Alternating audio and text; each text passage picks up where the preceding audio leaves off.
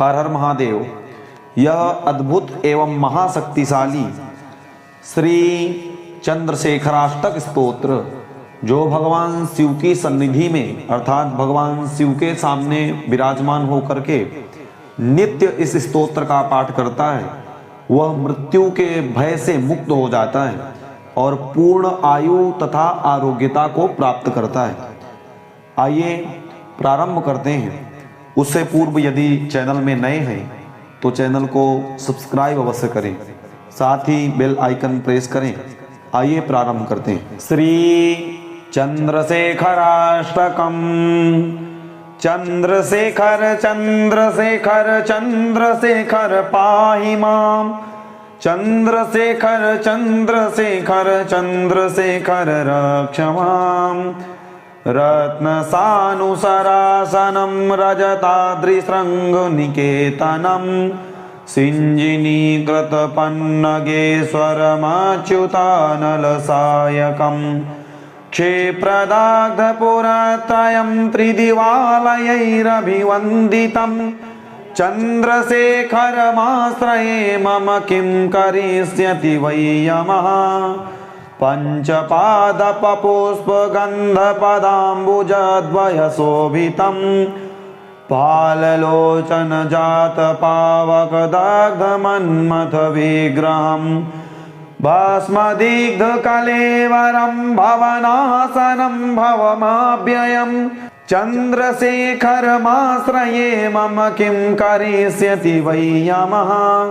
मतवारणमुख्यचर्मकृतोत्तरीय मनोहरं पंकजासन पद्मलोचन पूजिताङ्घ्रिसरोरुहं देवसिन्धुतरङ्गसीकरसिक्तशुभ्रजटाधरं चन्द्रशेखरमाश्रये मम किं करिष्यति वै यमः। यक्षराजसखं भगाक्षहरं भुजङ्गविभूषणं शैलराजसुतापरिष्कृतचारुवामकलेवरं श्वेतनीलगलं परस्वतधारिणं मृगधारिणं चन्द्रशेखरमाश्रये मम किं करिष्यति वै यमः। कुण्डलीकृतकुण्डलेश्वरकुण्डलं रसवाहनं नारदादिमुनीश्वरस्तुतवैभवं भुवनेश्वरम् अन्धकान्तकमाश्रितामरपादपं समनान्तकं चन्द्रशेखरमाश्रये मम किं करिष्यति वै यमः। भेषजं भवरोगिणामखिलापदामपहारिणं दाक्षयज्ञविनाशनं त्रिगुणात्मकं त्रिविलोचनं भोक्तिमुक्तिफलप्रदं सकलाघसङ्घनिबर्हणं चन्द्रशेखरमाश्रये मम किं करिष्यति वै यमः।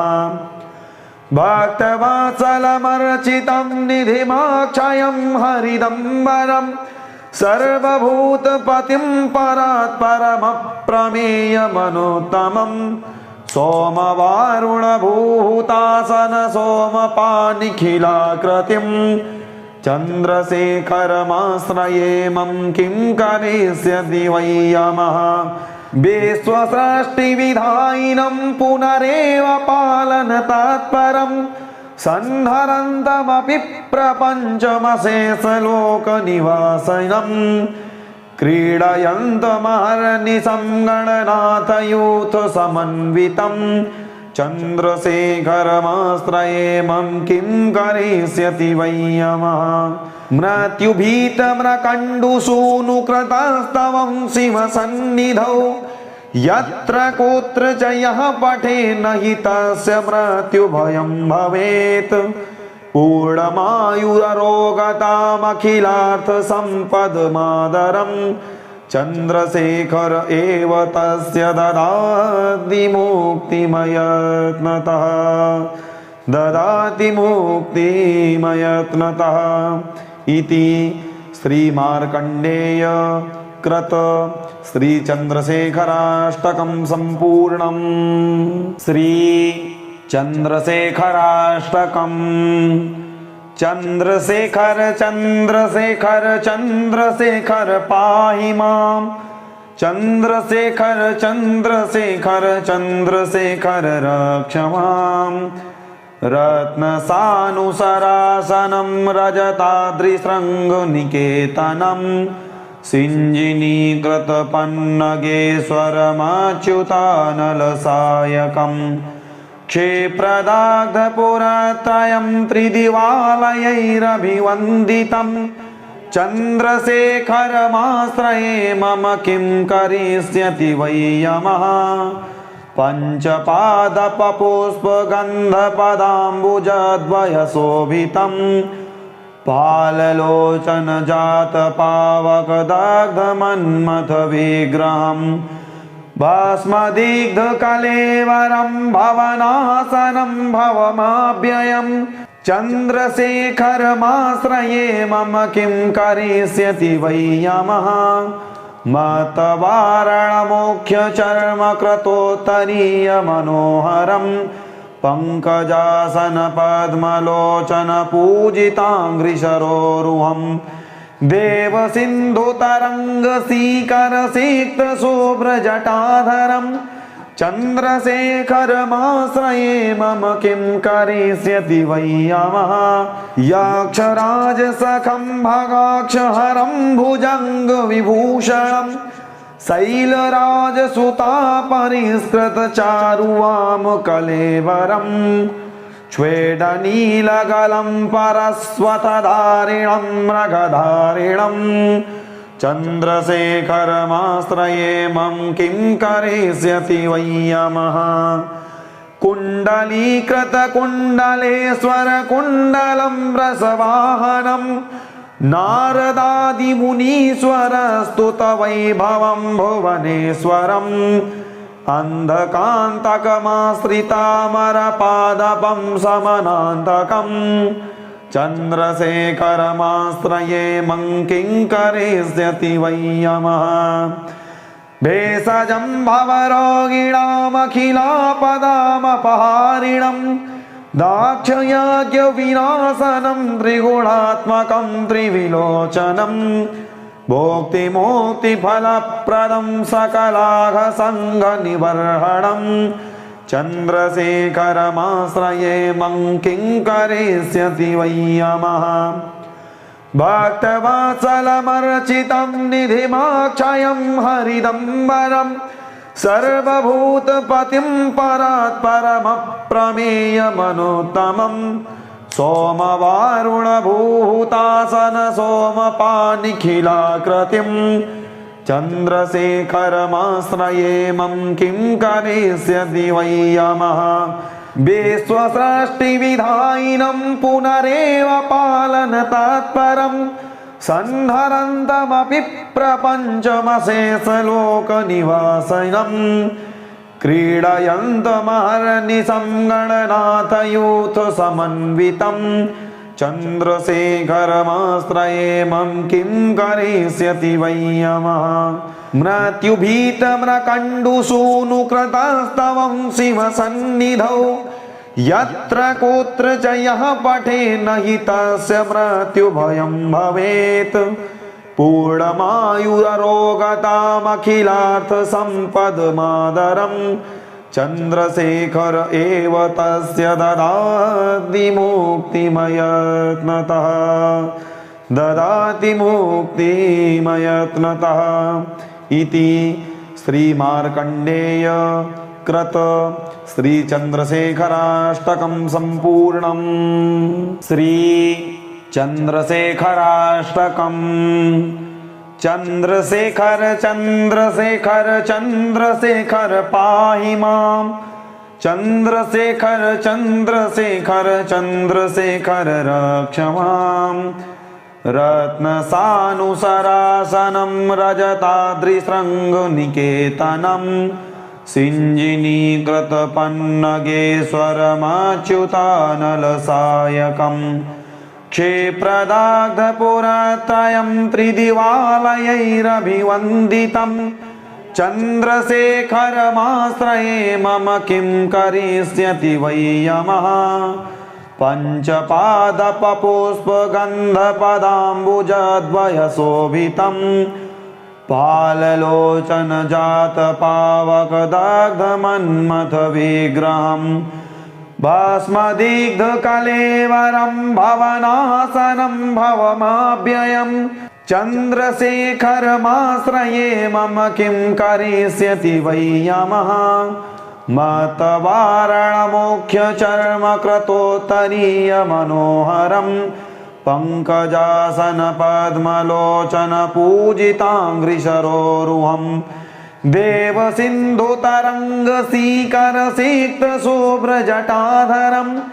चन्द्रशेखरमाश्रये मम किं करिष्यति वै यमः याक्षराजसखं भगाक्षहरं भुजङ्गविभूषणं शैलराजसुतापरिष्कृतचारुवामकलेवरं श्वेतनीलगलं परस्वतधारिणं मृगधारिणं चन्द्रशेखरमाश्रये मम किं करिष्यति वै यमः कुण्डलीकृतकुण्डलेश्वरकुण्डलं रसवाहनं नारदादिमुनीश्वरस्तुतवैभवं भुवनेश्वरम् अन्धकान्तकमाश्रितामरपादपं समनान्तकम् चन्द्रशेखरमाश्रये मम किं करिष्यति वै यमः भेषजं भवरोगिणामखिलापदामपहारिणं दाक्षयज्ञविनाशनं त्रिगुणात्मकं त्रिविलोचनं भोक्तिमोक्तिफलप्रदं सकलाघसङ्घनिबर्हणं चन्द्रशेखरमाश्रये मम किं करिष्यति वै यमः भक्तवत्सलमर्चितं निधिमाक्षयं हरिदम्बरं सर्वभूतपतिं परात्परमप्रमेयमनोत्तमं सोमवारुणभूतासन सोमपानिखिलाकृतिं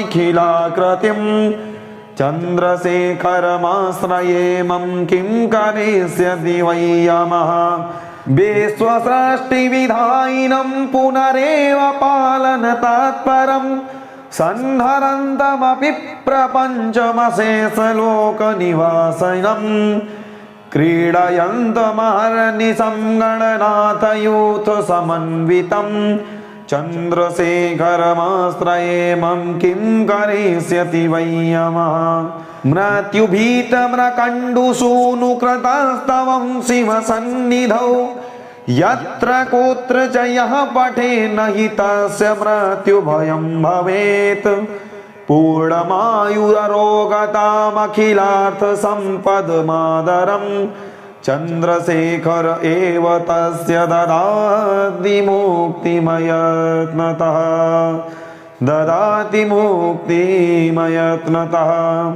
इति श्रीमार्कण्डेय कृत श्री चन्द्रशेखराष्टकं सम्पूर्णम्। श्री चन्द्रशेखराष्टकं चन्द्रशेखर चन्द्रशेखर चन्द्रशेखर पाहि मां चन्द्रशेखर चन्द्रशेखर चन्द्रशेखर रक्ष मां रत्नसानुसरासनं रजताद्रिशृङ्गनिकेतनं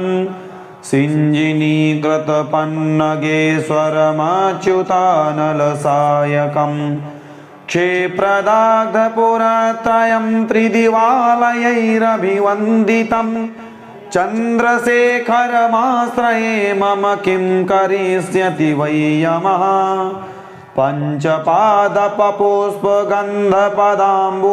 पञ्चपादपपुष्पगन्धपदाम्बुजद्वयशोभितं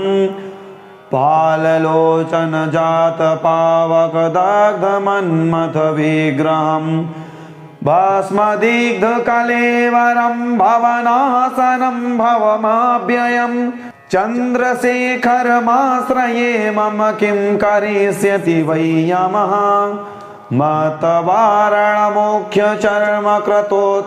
मतवारणमुख्यचर्मकृतोत्तरीयमनोहरं पंकजासन पद्मलोचन पूजितांघ्रिशरोरुहं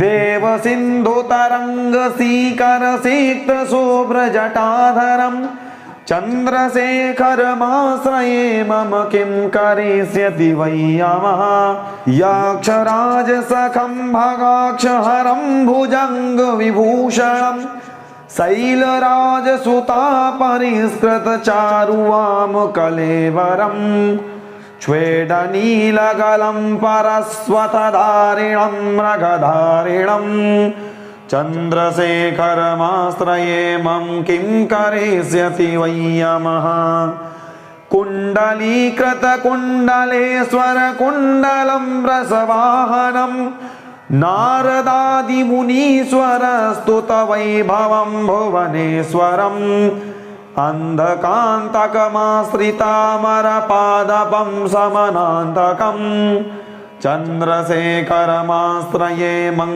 किं करिष्यति वै यमः भेषजं भवरोगिणामखिलापदामपहारिणं दाक्षयज्ञविनाशनं त्रिगुणात्मकं त्रिविलोचनं भोक्तिमोक्तिफलप्रदं सकलाघसङ्घनिबर्हणं चन्द्रशेखरमाश्रये मं किं करिष्यति वै यमः भक्तवत्सलमर्चितं निधिमाक्षयं हरिदम्बरं सर्वभूतपतिं परात्परमप्रमेयमनोत्तमं सोमवारुणभूतासन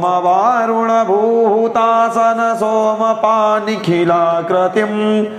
चन्द्रशेखरमाश्रये मं किं करिष्यति वै यमः विश्वसृष्टिविधायिनं पुनरेव पालनतत्परं सन्धरन्तमपि प्रपञ्चमशेषलोकनिवासिनं क्रीडयन्तमहर्निशं गणनाथयूथसमन्वितं चन्द्रशेखरमाश्रये मं किं करिष्यति वै यमः मृत्युभीतम्रकण्डुसूनुकृतस्तवं शिवसन्निधौ यत्र कोत्र च यः पठेन्न हि तस्य मृत्युभयं भवेत् पूर्णमायुररोगतामखिलार्थसम्पदमादरं चन्द्रशेखर एव तस्य ददाति मुक्तिमयत्नतः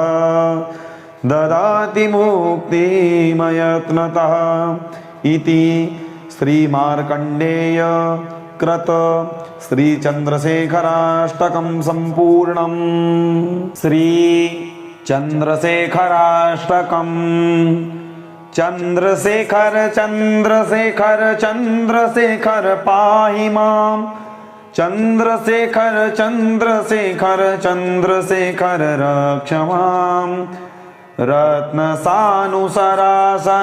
रजताद्रिशृङ्गनिकेतनं सिञ्जिनीकृतपन्नगेश्वरमच्युतानलसायकं क्षेप्रदाग्धपुरत्रयं त्रिदिवालयैरभिवन्दितं चन्द्रशेखरमाश्रये मम किं करिष्यति वै यमः पञ्चपादपपुष्पगन्धपदाम्बुजद्वयशोभितं पाललोचनजातपावकदग्धमन्मथविग्रहं भस्मदिग्धकलेवरं भवनासनं भवमाव्ययं चन्द्रशेखरमाश्रये मम किं करिष्यति वै यमः मतवारणमुख्यचर्मकृतोत्तरीयमनोहरं पंकजासन पद्मलोचन पूजितांघ्रिशरोरुहं देवसिन्धुतरङ्गसीकर सिक्तशुभ्रजटाधरं चन्द्रशेखरमाश्रये मम किं करिष्यति वै यमः यक्षराजसखं भगाक्षहरं भुजङ्गविभूषणं शैलराजसुता परिष्कृतचारुवामकलेवरं स्वेदनीलगलं परस्वतधारिणं मृगधारिणं चन्द्रशेखरमाश्रये मम किं करिष्यति वै यमः कुण्डलीकृतकुण्डलेश्वर कुण्डलं रसवाहनं नारदादिमुनीश्वर स्तुतवैभवं भुवनेश्वरम् अन्धकान्तकमाश्रितामरपादपं समनान्तकम् चन्द्रशेखरमाश्रये मम किं करिष्यति वै यमः भेषजं भवरोगिणामखिलापदामपहारिणं दाक्षयज्ञविनाशनं त्रिगुणात्मकं त्रिविलोचनं भोक्तिमुक्तिफलप्रदं सकलाघसङ्गनिबर्हणं चन्द्रशेखरमाश्रये मम किं करिष्यति वै यमः भक्तवत्सलमर्चितं निधिमाक्षयं हरिदम्बरं सर्वभूतपतिं परात्परमप्रमेयमनोत्तमं सोमवारुणभूतासन सोमपानिखिलाकृतिं चन्द्रशेखरमाश्रये मम किं करिष्यति वै यमः विश्वसृष्टिविधायिनं पुनरेव पालनतत्परं संहरन्तमपि प्रपञ्चमशेषलोकनिवासिनं क्रीडयन्तमहर्निशं गणनाथयूथसमन्वितं चन्द्रशेखरमाश्रये मम किं करिष्यति वै यमः मृत्युभीतम्रकण्डुसूनुकृतस्तवं शिवसन्निधौ यत्र कुत्र च यः पठेन्न हि तस्य मृत्युभयं भवेत् पूर्णमायुररोगतामखिलार्थसम्पदमादरं चन्द्रशेखर एव तस्य ददाति मुक्तिमयत्नतः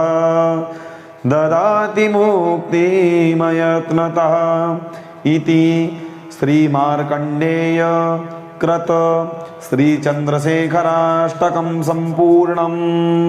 श्री चन्द्रशेखराष्टकम्। चन्द्रशेखर चन्द्रशेखर चन्द्रशेखर पाहि माम् चन्द्रशेखर चन्द्रशेखर चन्द्रशेखर रक्ष माम् रत्नसानुसरासनं रजताद्रिशृङ्गनिकेतनं सिञ्जिनीकृतपन्नगेश्वरमच्युतानलसायकं क्षेप्रदाग्धपुरत्रयं त्रिदिवालयैरभिवन्दितं चन्द्रशेखरमाश्रये मम किं करिष्यति वै यमः पञ्चपादपपुष्पगन्धपदाम्बुजद्वयशोभितं पाललोचनजातपावकदग्धमन्मथविग्रहं भस्मदिग्धकलेवरं भवनासनं भवमाव्ययं चन्द्रशेखरमाश्रये मम किं करिष्यति वै यमः मतवारणमुख्यचर्मकृतोत्तरीय मनोहरं पंकजासन पद्मलोचन पूजिताङ्घ्रिसरोरुहं देवसिन्धुतरङ्गसीकरसिक्तशुभ्रजटाधरं चन्द्रशेखरमाश्रये मम किं करिष्यति वै यमः यक्षराजसखं भगाक्षहरं भुजङ्गविभूषणं शैलराजसुतापरिष्कृतचारुवामकलेवरं स्वेदनीलगलं परस्वतधारिणं मृगधारिणं चन्द्रशेखरमाश्रये मम किं करिष्यति वै यमः कुण्डलीकृतकुण्डलेश्वर कुण्डलं रसवाहनं नारदादिमुनीश्वर स्तुतवैभवं भुवनेश्वरम् अन्धकान्तकमाश्रितामरपादपं समनान्तकम् चन्द्रशेखरमाश्रये मम किं करिष्यति वै यमः भेषजं भवरोगिणामखिलापदामपहारिणं दाक्षयज्ञविनाशनं त्रिगुणात्मकं त्रिविलोचनं भोक्तिमुक्तिफलप्रदं सकलाघसङ्गनिबर्हणं चन्द्रशेखरमाश्रये मं किं करिष्यति वै यमः भक्तवत्सलमर्चितं निधिमाक्षयं हरिदम्बरं सर्वभूतपतिं परात्परमप्रमेयमनोत्तमं सोमवारुणभूतासन सोमपानिखिलाकृतिं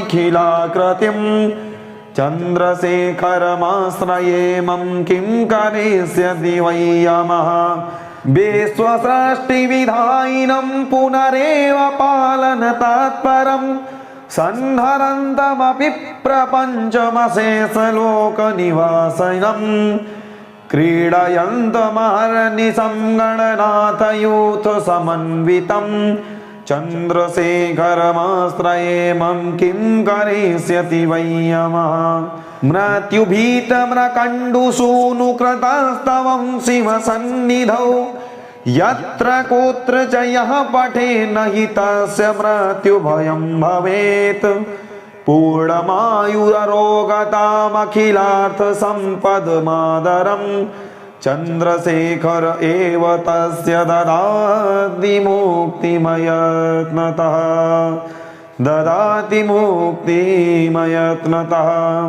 इति श्रीमार्कण्डेय कृत श्री चन्द्रशेखराष्टकं सम्पूर्णं। श्री चन्द्रशेखराष्टकं। चन्द्रशेखर चन्द्रशेखर चन्द्रशेखर पाहि मां चन्द्रशेखर चन्द्रशेखर चन्द्रशेखर रक्ष मां रत्नसानुसरासनं रजताद्रिशृङ्गनिकेतनं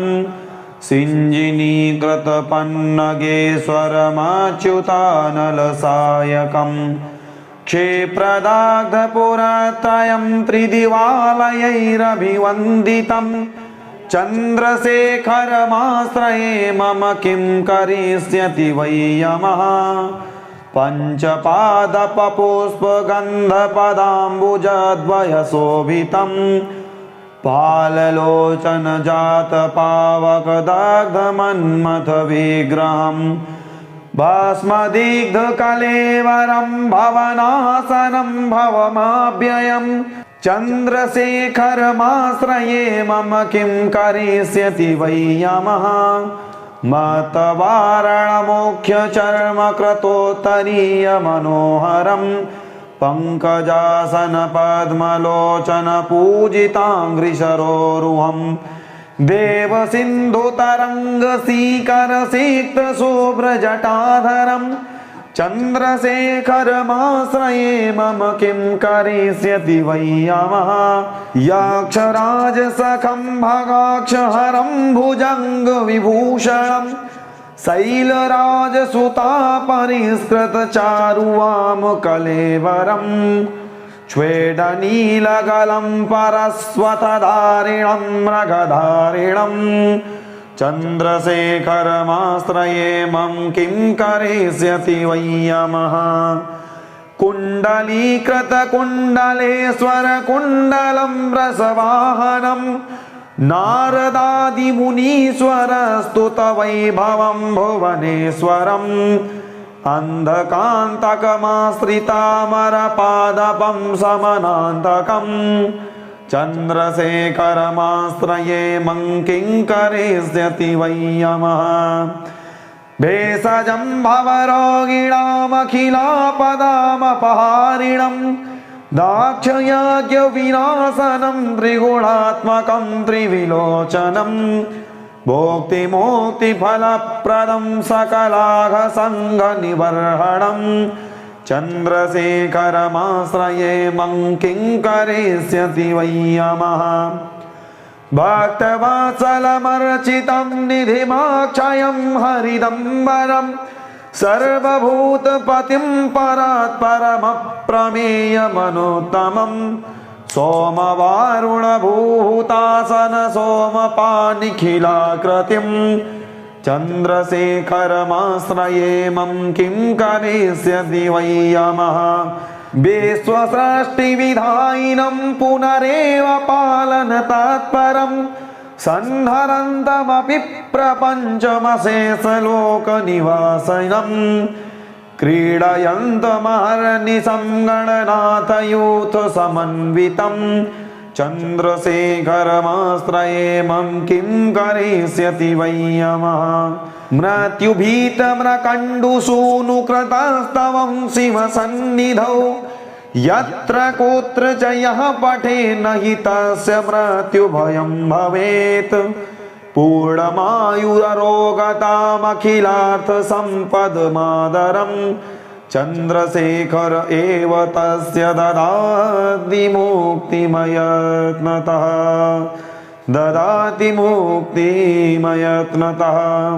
इति श्रीमार्कण्डेय कृत श्रीचन्द्रशेखराष्टकं सम्पूर्णम्।